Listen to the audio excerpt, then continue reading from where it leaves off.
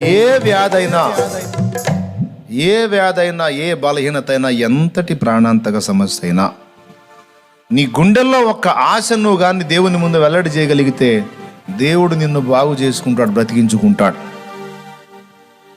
ఏమని దేవుణ్ణి నువ్వు వేడుకోవాలో తెలుసా? నిజంగా నీ గుండెల్లో ఏ ఆశ ఆకాంక్ష ఉండాలో తెలుసా? వ్యాధి ఎంతది అని నాకు చెప్పొద్దు, కానీ నువ్వు దేవుణ్ణి అడగవలసిన విధం ఏమనగా, దేవా, ఈ బలహీనత రాక మునుపు నా సమయం అంతా వ్యర్థలోకమునకు వెచ్చించి తినే, అనవసరపు లోకానికి సమయం అంతా తగులబెట్టాను ప్రభువా.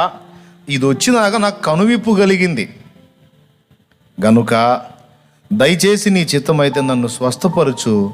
ఇక ఈ శేష జీవితం నీ సాక్షిగా నీ కొరకు బ్రతకాలని ఆశపడుతున్నానయ్యా.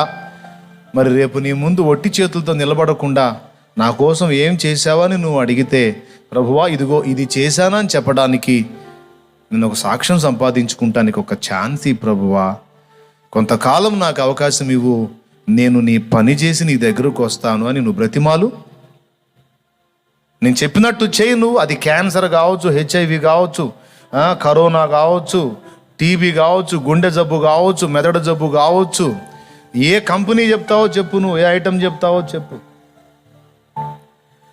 నువ్వు గ్యాస్ట్రిక్ సమస్య చెప్తావో, లేకపోతే ఇంకొకటి లివర్ సమస్య, హెపటైటిస్ A, B ఏది చెప్తావో, మెదడు జబ్బు చెప్తావో, ఏ రకం చెప్తావో చెప్పు. క్యాన్సర్లో అన్నిటికంటే టాప్లో ఉన్న క్యాన్సర్ అని చెప్తావో, ఏదన్నా చెప్పు. అయితే ఒక్కటి దేవుని ముందు నువ్వు ఉంచాల్సిన మాట, దేవా నాకు ఇట్టి సమస్య సంప్రాప్తమైంది, నేను నా సమయమును వ్యర్థపుచ్చుకున్నాను, నా యందు కనికరపడు, నన్ను బాగు చేయి, ఒక అవకాశం నాకు ఇవ్వు, నేను నీ కొరకు పని చేస్తా ప్రభువా. ఆత్మలను సంపాదించటమో లేకపోతే విజ్ఞాపన చేయటమో ఏదో నాకు తోచినది, నాకు నువ్వు ఇచ్చినది నేను నీ కొరకు వాడబడాలని ఆశ ఉంది ప్రభువా. ఇక ఈ మాయలోకం నాకొద్దు నాయనా, ఈ లోక ప్రేమలో నాకొద్దు ప్రభువా. నేను అనేకులకు నీ ప్రేమను చూపిస్తా ప్రభువా, నాకు ఛాన్స్ అయ్యా అని నువ్వు నిజంగా యథార్థ దృష్టితో యథార్థ హృదయంతో నీకు బ్రతికి భూమి మీద వ్యవహరించాలని ఉంటే ఖచ్చితంగా నేను చెప్పినట్టు నువ్వు దేవుని బ్రతిమాలుకో. ఒక్కసారి నిన్ను అట్లా టచ్ చేస్తే చాలు, అప్పటిదాకా నీకు ఫలించని వైద్యం కూడా ఫలిస్తుంది.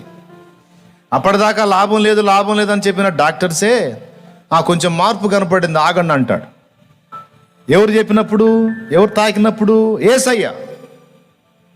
కాబట్టి నేను చెప్తున్నా, మనం వేడుకోవలసిన విధం ఇది. అంతేకాదు, దేవుడు తీర తగ్గించిన తర్వాత ఇక మళ్ళా కుటుంబం